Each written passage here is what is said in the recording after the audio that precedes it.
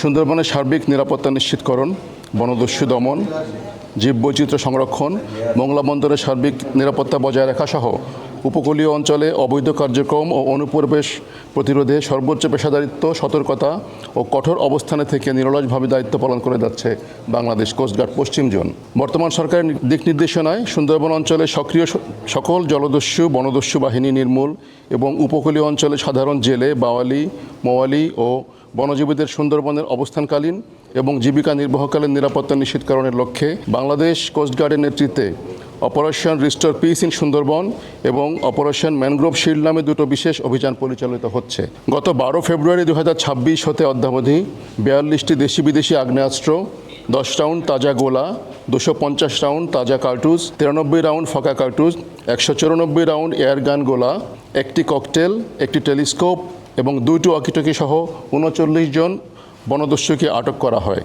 এ সময় দস্যুদের হাতে জিম্মি থাকা মোট 41 জনকে জীবিত উদ্ধার করে প্রয়োজনীয় চিকিৎসা সহায়তা প্রদান শেষে নিরাপদে তাদের পরিবারের নিকট ফেরত প্রদান করা হয়। বাংলাদেশ কোস্টগার্ডের ধারাবাহিক ও সফল অভিযানের ফলে সুন্দরবনে সক্রিয় বিভিন্ন দস্যু বাহিনী বর্তমানে ব্যাপকভাবে কোণঠাসা হয়ে পড়েছে। কোস্টগার্ডের কঠোর নজরদারি, গোয়েন্দা তৎপরতা এবং নিয়মিত অভিযানের ফলে দস্যুরা তাদের কার্যক্রম পরিচালনায় ব্যর্থ হচ্ছে, যার ফলশ্রুতিতে সুন্দরবনের কুখ্যাত ডাকাত ছোট সুমন বাহিনীর প্রধান সুমন হাওলাদার ও তার সহযোগীরা গত 17 মে 2026 তারিখে কোস্টগার্ডের নিকট আত্মসমর্পণ করে। আমরা সুন্দরবনের সকল সক্রিয় ডাকাতদের দস্যুবৃত্তি পরিহার করে বাংলাদেশ কোস্টগার্ডের নিকট আত্মসমর্পণের মধ্যে দিয়ে তাদের স্বাভাবিক জীবনে আসার আহ্বান জানাচ্ছি। তবে কেউ যদি আহ্বানে সাড়া না দেয় তাহলে তাদের বিরুদ্ধে আরও কঠোর ও সর্বাত্মক ব্যবস্থা গ্রহণ করা হবে। সুন্দরবনের জীববৈচিত্র্য সংরক্ষণ, মৎস্য সম্পদের সুষ্ঠু প্রজনন এবং পরিবেশগত ভারসাম্য রক্ষায় সরকার ঘোষিত 3 মাসব্যাপী পর্যটক প্রবেশ নিষেধাজ্ঞা, অবৈধ মাছ আহরণ, বন্যপ্রাণী শিকার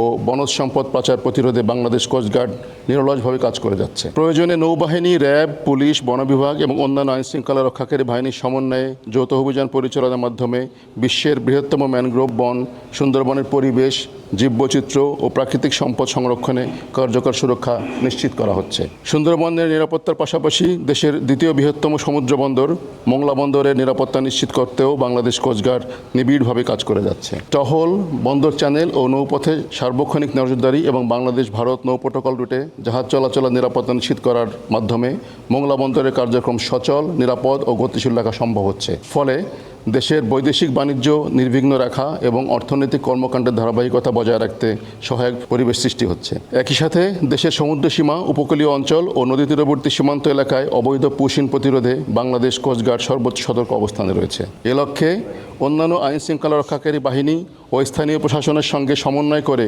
নিয়মিত টহল, গোয়েন্দা নজরদারি, আধুনিক ড্রোন ও সার্ভেইলেন্স প্রযুক্তির মাধ্যমে পর্যবেক্ষণরত বিশেষ একক ও যৌথ অভিযান পরিচালনা করা হচ্ছে। বিশেষ করে সুন্দরবনের মোংলা থানাধীন জয়মনির ঘোল এলাকায় দীর্ঘদিন ধরে বনদস্যু ও তাদের সহযোগীদের একটি গুরুত্বপূর্ণ ঘাঁটি হিসাবে পরিচিত হওয়ায় উক্ত এলাকায় কোস্টগার্ডের স্টেশন স্থাপন করা হয়েছে। এর ফলে বনদস্যুদের কাছে রসদ, লজিস্টিক সহায়তা, অস্ত্র ও অন্যান্য প্রয়োজনীয় সরঞ্জাম সরবরাহের পথ কার্যকরভাবে বাধাগ্রস্ত হওয়ায় তাদের অপরাধমূলক কর্মকাণ্ড পরিচালনা ক্রমেই কঠিন হয়ে পড়ছে। স্বাভাবিকভাবেই বনদস্যু ও তাদের সহযোগীরা উক্ত এলাকায় কোস্টগার্ডের উপস্থিতি চায় না।